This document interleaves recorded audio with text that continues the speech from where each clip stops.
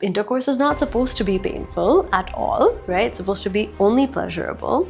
And the reason why they experience this pain is because there's a strong connection between your jaw and your pelvic floor. So it actually helps you relax your pelvic floor also. So it's easier for the baby to come out. Wow, yeah, that's amazing. Leaking urine after you give birth, when you're laughing, coughing, sneezing, period pain, that is so strong, that's a red flag. Perineum is the space that's between the vagina and the anus. The baby is going to be coming out of the vaginal canal. Is Kegel the go-to exercise? Kegels are not the answer, despite what your doctor tells you. Can virgins use tampons? 100%, yes. So actually your hymen opens up and breaks when you start menstruating. Welcome, Dr. Anuja. Thank you so much for having me. To start, can you please introduce yourself and tell us about what exactly a pelvic floor therapist does and what kind of qualifications does one need? I'm Dr. Anuja. I'm a pelvic health physiotherapist or physical therapist, depending on where you are in the world. And essentially what we do is we are extremely specialized in helping people manage dysfunction that is around your pelvic floor. And this could have to do with your bladder function, your sexual function, your bowel function, as well as core dysfunction, because your core is so strongly connected to your pelvic floor.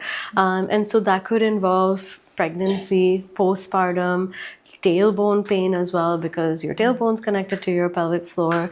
It could involve addressing any kind of hip pain. Think of us as the experts in managing anything that has to do with the pelvis and the core.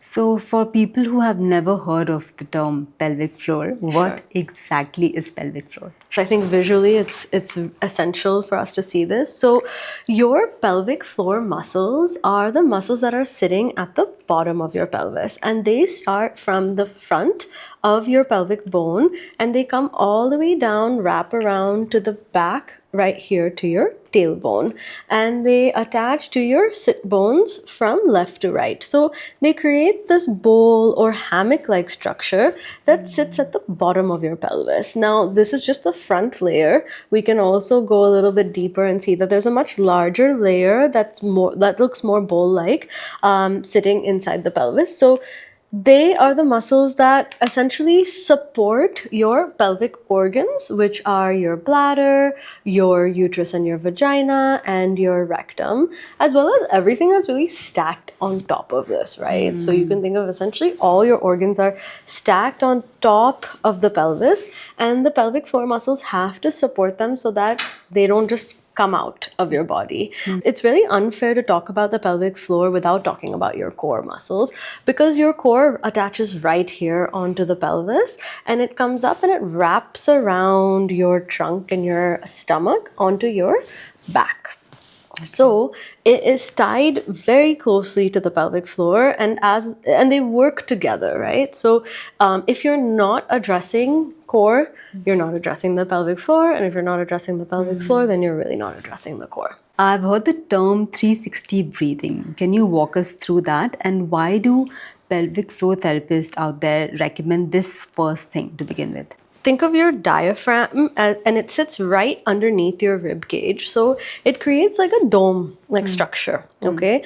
And then you have your stomach, your rib cage muscles, and then your back that are attached to the diaphragm, and they're wrapping around your body like this. And then at the bottom of this system, you have your pelvic floor muscles. And so you've got like a dome-like structure at the top, you've got a bowl-like structure at the bottom, and you've got other muscles surrounding, and they're all connected with each other. So when you're taking an inhale, that diaphragm is going to gently lower down and flatten out, right? Okay. Because the lungs are sitting on top of the diaphragm. So the lungs need to expand, right? So it's going to kind of lower and flatten out, and it's going to put a gentle pressure down into your stomach, right? And the stomach has to react. So you're going to feel your rib cage opening up to the sides. That's the 360 part, because our rib cage is 360. And the muscles are going to also stretch out with it. Your back, your stomach, the muscles around your rib cage, everything kind of gently opens up. And the pelvic floor has to also do something in response, right? Everything else is expanding. So your pelvic floor muscles are also going to gently expand in order to manage that downward pressure. And this is what we call 360 breathing. And when we exhale, everything kind of gently comes back to that resting position. We are not pulling in, we are not squeezing, we're not sucking in. It's a very gentle return. Now, this is actually how most people should be breathing throughout their day. Right? It should be a very natural thing. Of course, it won't be so deep, it won't be so large, it won't be so mindful, because we have other things to do, right? But we should not be breathing into our chest as much, which is often what happens, right? So the reason why we work on 360 breathing as pelvic health physiotherapists is because it really, step one, it helps the person connect to their core, to their back, and to their pelvic floor. Because when you start doing this, you'll actually feel your pelvic floor gently moving.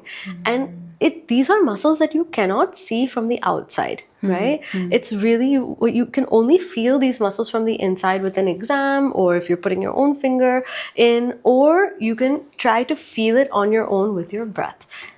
Can you explain the difference when you said that most people breathe through their chest versus 360 breathing? Can you explain that a little bit? Demonstrate a little bit? Yeah. So when we talk about breathing through our chest, right, it'll look like this.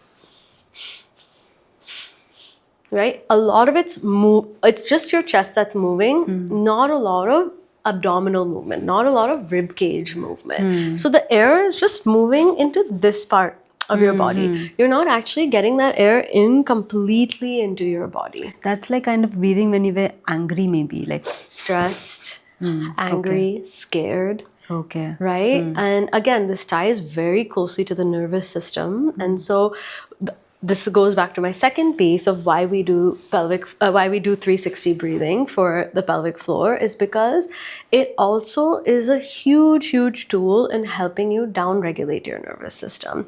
It is one of the number one tools to help our body tell us that we are in rest and digest mode, and that we are not in fight or flight ready to attack mode. But a lot of times what happens is that when we do this fast chest and really shallow breathing, the body itself, even though you might not necessarily feel like you're in that situation, it's sending signals to your brain to say that I'm in a fight or flight situation. Interesting. So it's really important that we make sure that we understand how to do this 360 breathing so that we're able to get ourselves into a rest and digest mode. It's a great way for us to regulate as well. And how do we do it? Okay, so I'm going to talk you through it. You can do it with me. If you're sitting, you want to just make sure that you sit a little bit more upright, so that you can feel your sit bones on the sofa itself, and you can also put your hands on either side of your rib cage to give yourself a little bit more information if you need to. You're going to slowly inhale, take about 4 to 6 seconds to inhale, and you want to think about your rib cage like a balloon. So you really want to try to expand it like a balloon. And then when you're doing this, you want to notice what your vagina and your anus are feeling, because they're part of your pelvic floor muscles. So you might feel a gentle opening of your vagina and anus, or you might feel like it's moving closer to the sofa. Interesting, yeah. Right? And then as you exhale, just take a notice of what you feel as you exhale. Do you feel like that area is moving away from the sofa? I feel like when I breathe in, it's kind of relaxing and opening up. Yep. And then breathing out is like, again, coming back to... We just gently come back, You shouldn't feel like it's pulling in or anything like that. So as you're inhaling, you should feel like, okay, the pelvic floor, the vagina, the anus, those muscles are moving away from your chest, down towards whatever surface you're sitting on. Could be a chair, could be a a yoga ball, it could be whatever. And then as you exhale, it's moving gently away. Interesting. Yeah. If you're lying on your back and doing this, you'll feel like those muscles are moving towards your feet as you inhale, and then as you exhale, they're moving back towards you. Okay. Yeah. Yeah. So if somebody's watching this, how many times do they actually do this to relax themselves? Yeah, good question. Generally, I tell people try to do it at least 15 to 20 times if you can, because by the time you get to the 10th rep, that's when things are really clicking in, right? So generally I say 15 to 20 is a really nice number. You can do more, you can do less, depending on how much time you have, how mindful, how quickly that connection is happening. But if you've never done it before, then as many times as possible is going to be helpful for you. So it's just a lot of repetition for you to get that connection from the brain to the pelvic floor going. So for any pregnant women out there watching this, it's safe for them to do? Completely safe, and I would say essential. So a lot of people don't really understand what is good pain versus bad pain. Sure. So can we talk a little bit more about how do you identify if something is paining, not to just like, take it like it's supposed to pain. Yeah. Also the difference between a good pain and bad pain. Sure. So I think that the first thing that we need to say is that pain is not a bad thing in general. I think pain gets like a really negative reputation. Pain is an essential part of our living. It helps us save our lives, right? In a lot of situations. It's a warning signal for us. But what happens is that we will, because of the way that, our past history, it could be trauma, it could be what we've learned, it could be anything in our environment. We'll often describe pain as a negative thing that, I'm feeling even just like a little bit of a twinge, it's a really bad thing. Like I must stop whatever I'm doing. Instead of stopping, thinking and being like, why am I experiencing this pain, right? So if you are experiencing pain, the first thing that you want to do is just stop and think, what could be the reason why I'm experiencing this pain? Is it because I worked out yesterday and now I'm feeling like uncomfortable? Is it truly like a pain that's going to disrupt my lifestyle completely and not allow me to do anything and just take over my brain completely? Or is it some kind of soreness that I'm feeling, right? So we are so disconnected from our bodies in this day and age that we're just interpreting things in completely wrong ways, right? A lot of women experience pain with intercourse, okay? And intercourse is not supposed to be painful at all, right? It's supposed to be only pleasurable. And the reason why they experience this pain is because somewhere in their life experience, the brain has wired itself to believe that anything entering the vagina is a bad thing. It's a dangerous thing. So their pain signals are working. Their body is actually doing its job because it's trying to protect them from whatever that might be, right?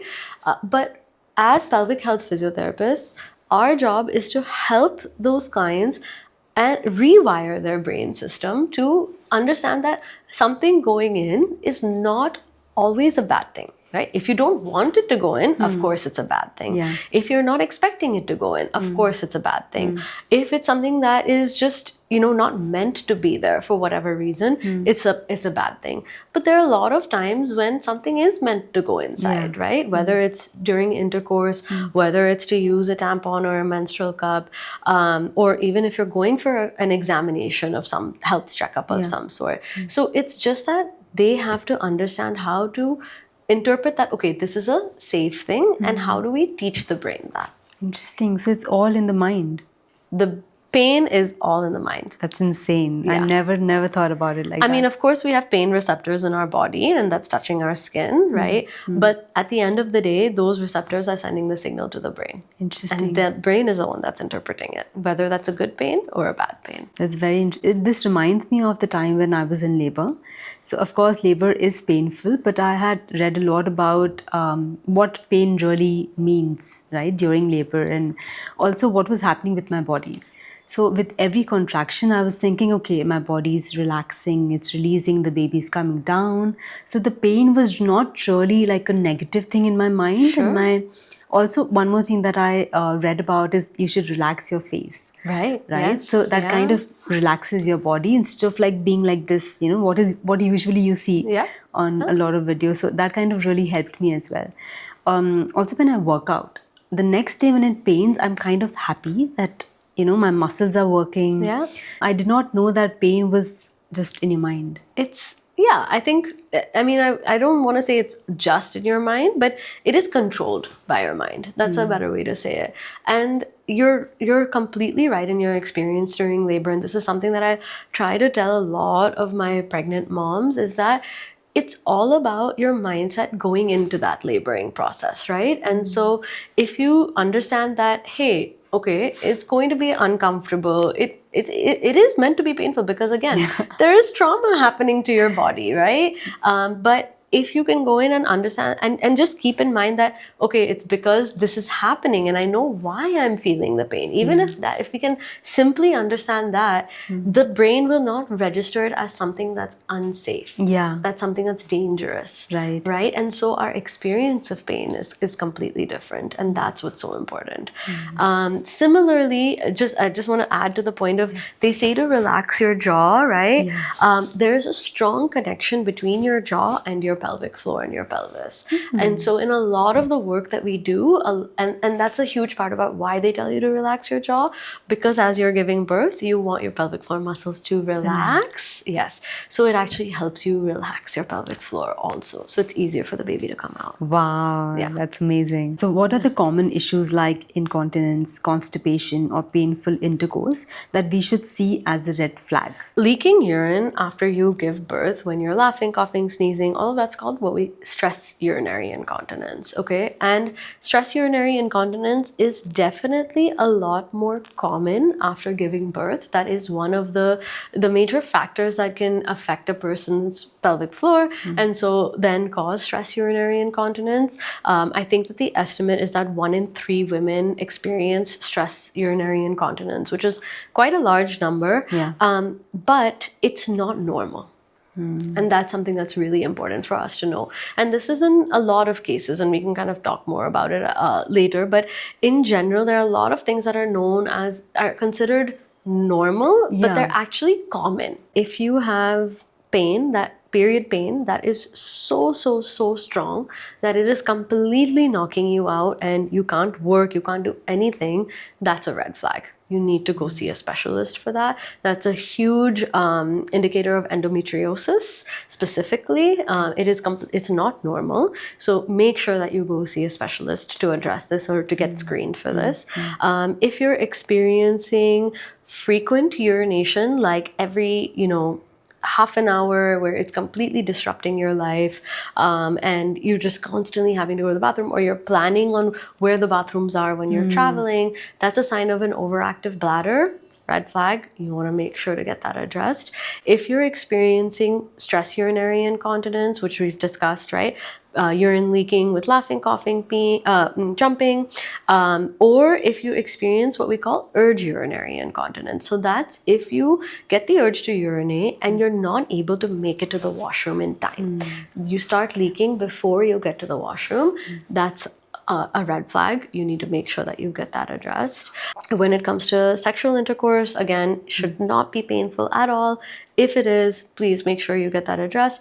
Urinating should not be painful. So if you're experiencing any kind of burning or pain with urination, make sure that that's getting addressed. Could be a sign of infection, could be a sign of pelvic floor dysfunction, something that we have to look into. And then with bowel movements, if you're experiencing significant constipation that's affecting your life, if you have anal fissures, hemorrhoids, if you're experiencing anal incontinence, so you're not able to hold your bowel movements, and or if you're having bowel leaking, even again, if you're laughing, coughing, jumping, that's a red flag. If you have any specific exercises that pregnant women should do with every trimester, something safe for somebody who's just sitting at home, possibly is not very active. So anything that they can start doing? Sure. So I would say that in your first trimester, you 100% want to start 360 breathing. That is like a no-brainer because it's a gentle movement of your core, your pelvic floor, and it's really getting it to move through its full range of motion. That is like a number one exercise. In addition to that, I would say that, doing simple exercises like planks, again in good form, and make sure that you modify this if this is your first time exercising. It's so important to work with somebody who can guide you. So I don't generally love to give like blanket exercises because everybody is in a different place in life. But at the same time, like if you want, small things that you can start doing at home, you can start doing gentle squats, lunges, planks. Glute bridges are really, really good for you. So you're laying on your back, pushing your feet into the ground and lifting your hips up, because that really helps with the stability of your pelvis and your core. And again, incorporating this 360 breathing in all the movement that you're doing so that it really continues to help you manage that coordination of the muscles, and they continue to work together because during pregnancy, our nervous system changes, right? There are a lot of different changes that are happening to the nervous system, and one of those is coordination of the muscles. And so it's so important that they continue to train and understand how to work together so that postpartum you have less issues. Right. So I would start with those, and again, make sure that your form is good, because if it's not, there's no point in doing any exercise. As you go into your second trimester, depending on, again, how much energy you have, how you're feeling, it's really important that you start to incorporate a lot more, I would say, core and pelvic floor focused work. So you want to, make sure that you're doing nice side planks, again, regular planks, a little bit more dynamic motion. So I like to also add maybe some bear planks, bird dogs. So all of those are simple exercises, again, working on coordination, working on pelvic stability to help you move. And of course, these are all strength exercises that I'm talking about. You want to continue to do mobility exercises. Now, mobility exercises are working on the range of motion of your muscles. So very simply, it's stretching, right? But it's not like, yes, stretching to a certain extent, but when we're really working on joint mobility, you're really taking those joints to the complete range of motion that they can get to. And sometimes that in and of itself feels like a workout, right? So it's very specific. Again, like I said, it's important that you work with somebody who can guide you on what you need, because everybody's going to need different things. But it's important that, especially as you're moving into your third trimester now, that you're really working on the mobility of your hips, because you're getting ready to give birth. So you want to get some nice rotation in your rib cage. So a lot of times women are told not to rotate during pregnancy, which is like the worst thing to tell somebody. Because when you're pregnant, your body is shifting in all directions. Your center of mass is moving, right? Because the baby's growing and it's pulling you forward. And so it's actually going to affect your ability to rotate, because your spine, right, is being shifted. And that can cause a lot of pain for women. And so that rotation actually relieves so much of pain. Pregnancy is not a disease, right? So you should be able to move in any direction that you want, in any way. Like, all movements should be open to you, because when you give birth and when you're dealing with a baby, you're going to be rotating, you're not even going to be thinking about how you're moving, right? And so if you try to restrict movement during pregnancy, it makes postpartum so much harder. So there's nothing in terms of like, this is unsafe, that is unsafe. There are really only two major things when it comes to pregnancy. Of course, this is for somebody who is at no high risk, and you always want to check with your practitioner and your whoever's taking care of you, whether that's your midwife or your gynecologist. But essentially, you don't want to do anything that overheats your body. Okay. So no hot yoga, no like we're exercising in like really, really hot conditions. So you want to avoid that overheating. And then the second thing is that you want to avoid anything that can cause blunt force trauma to the belly. So like the closest thing to do that, and I would say in India is like, yeah, skiing is the only thing. Is like where you could really fall and really, hurt yourself that way. But we had a fencer who was fencing in the Olympics, and she had padding and she did it. That's another form of blunt force trauma. But it's like nothing should be written off completely. It's just dependent on what you can tolerate and what you can take. But those are kind of like the two big rules. Other than that, you're good to go as long as you have guidance. That's really important. Going back to third trimester, what's important is you really want to get going with the mobility of your hips and your back so that the baby, it's much easier for the baby to come out through the pelvic floor. And then you also you can start doing a little bit of perineal massage if you want to, and we will talk a little bit. That's kind of like there's mixed data on this, but they generally say you can start around 37 weeks. And again, continue to do your strength training. I have moms who work with me throughout their pregnancy, and they're increasing those weights. They're managing they're able to progress their exercises throughout their pregnancy just based on whatever they can tolerate. Can we talk about perineal massage? Sure.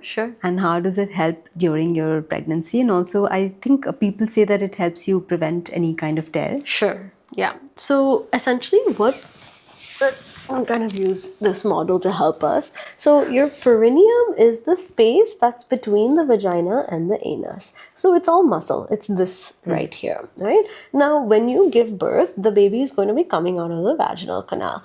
And depending on where you give birth, what country you give birth in, who you're giving birth with, there are essentially like two things that can happen, right? One is that the baby starts to come out, and generally this whole area should be able to stretch and accommodate for the baby's head to come out. Now, sometimes it's not able to do that, right? Or depending on the baby, whatever the situation. So we might have tears, perineal tears. And those perineal tears can go from grade 1 to 4. With a perineal massage, you're essentially just doing gentle massage around the perineum. And the idea here is to help relax, soften the muscle. It's kind of like how you would do a massage on any other part of your body, right? We do a massage on our neck, on our back, anywhere. So the idea is to help release the tension around here so that when the baby is ready to come out, this area is able to stretch more easily. The data is it's like split 50-50, I would say. And so what I tell my clients is that if you think it's going to help you relax, do it. There's absolutely no harm in doing it. What I feel is it at least helps a lot of moms connect to their pelvic floor because they can feel the perineum, they can put their hand there, breathe into their finger and feel that, oh, it's moving towards my finger. So that connection is so important, right? So it also makes it a lot less scary postpartum if you have a tear, right? Or even if you have a cut, to be like, okay, I know this area, I know it's familiar, okay, I know what it felt like before I had the baby, like let me see how it feels like after. So it's not like a completely new territory that we've just never explored before. Right. For many mothers who have a C-section, what are the unique considerations for their pelvic floor recovery? All women should understand is that having a C-section does not save you from pelvic floor dysfunction.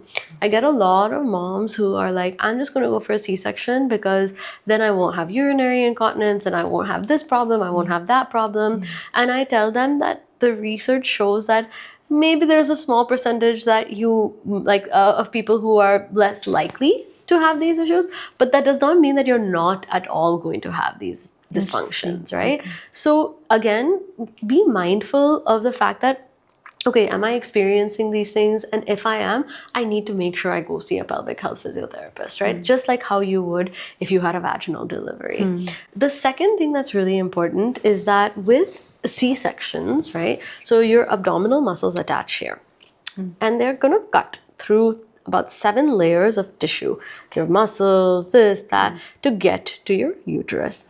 Now, the healing process for this, right? Imagine they've cut through all these muscles. So when they cut through the core stops working the way that it should, right? And when the core isn't working the way that it should, a lot of times the pelvic floor will try to overcompensate, or the back will try to overcompensate, right? That's why it's so common for mothers who've had C-sections to have back pain, because the back is doing a lot of work to try to help support the core, or the hips might try to pull in. So it's really important that you start to, again, do your 360 breathing right away. It's not harmful for you. It's not going to hurt your scar, so that your core remembers how to turn on again. We have to rehabilitate the core, right? The second thing is that once you're cleared to do it, you can do a lot of nice stomach massage, and doesn't even have to be on the scar right away, but a lot of moms experience sensitivity because it's a cut, it's an abdominal surgery at the end of the day, right? So they experience a lot of sensitivity around the scar, around the stomach in general. I have moms who say, I have a very hard time lying down on my stomach, right? And that's a very essential movement that we should have, especially if you're having a baby. You might want to get down on the ground with them, right? And so working on managing that sensitivity with some gentle stomach massage, starting from away from the scar, slowly moving closer to the scar, and eventually when you're ready and you're cleared, actually doing it on the scar itself, so that there are no adhesions, there are no strong adhesions or scar tissue that form on the inside. When that scar tissue forms, it's very hard for the stomach muscles to work to their optimal capability. Right? And so then you're not able to be as strong as you want to be. Are there any books or resources you highly recommend for women who want to learn a little bit more about this? There is a new book that's come out by the Vagina Whisperer. She's a famous pelvic floor physiotherapist. It's called Floored. So she really breaks down each section of, how your pelvic floor can be affected by whether that's your bladder or with your vagina or your rectum or your bowel movements. So that's a really nice, informative book. When it comes to sexual function and understanding female sexual function, Come As You Are by Emily Nagoski is one of the best books that I have read. I've learned so much from that. So I always tell my clients, read this book. It just gives you so much good information. And then when it comes to pregnancy, postpartum, I generally like to list, I like Emily Oster, I think that's her last name, but Expecting Better is her book. And then she's got one that's for postpartum and then also raising children. And then there's also Pregnancy, Childbirth, and the Newborn by Penny Simkin.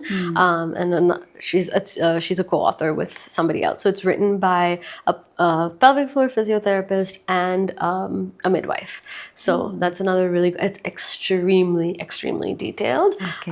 So that's another really, really nice book. And then of course, if we're talking about perimenopause, there's some, Stacey Sims has some, I think 1 or 2 books out that are excellent. And she's I would say one of the biggest experts when it comes to women and perimenopause and understanding not just the pelvic floor, but the human body in general and all the changes that happen. In India, I think we're so unaware of our own bodies. I think that is one of the main reasons why we don't know what's happening with us. If somebody tells us, okay, this is what we want to do, we're like, yeah, sure, because we think that they are an expert. But I think we should be an expert about our own bodies. 100%. And what feels right. So just educating ourselves, even if you don't want to go to a doctor, right? Just starting to read about these things, I think opens up so many doors for you. 100%. And in this day and age, with the internet, there's so many amazing free resources out there, podcasts out there, talking about pelvic health, talking about women's health. And of course, you have to be really careful about where you're getting your information from. For me, I have a doctorate in physiotherapy, physical therapy.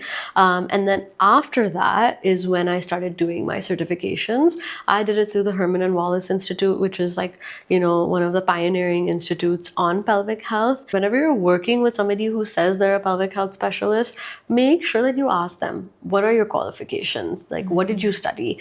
Because it's really important for you to know where they're getting their education from. The American Physical Therapy Association has a lot of really good coursework as well.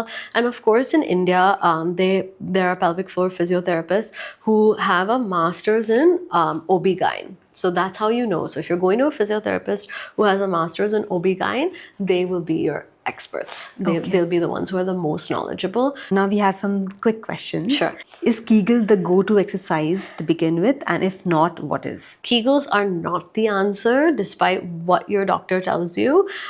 What a Kegel is it's a contraction of your pelvic floor muscles. And what we're finding out more and more and more is that most women have tension in their pelvic floor muscles.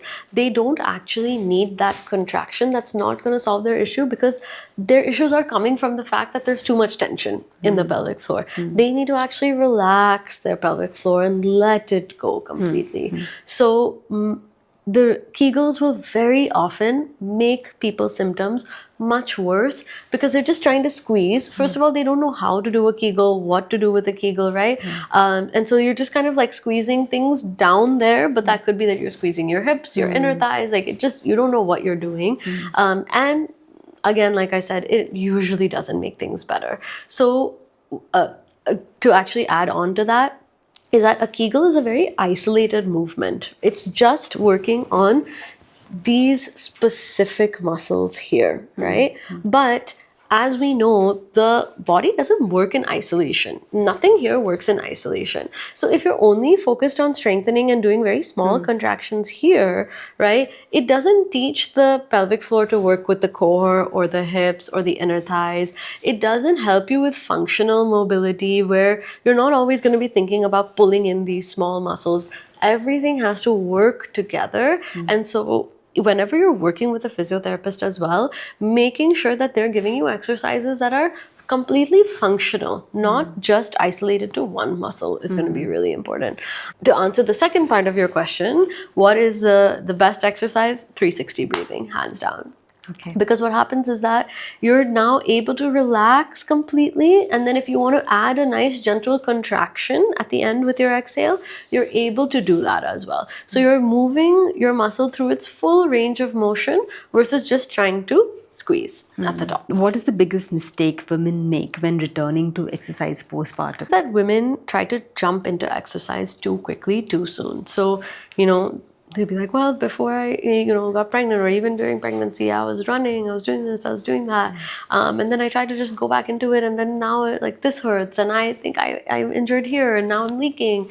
And so, like I said, during pregnancy and then also postpartum, first of all, you've had trauma to your body, whether you're having a vaginal delivery or a C-section, right?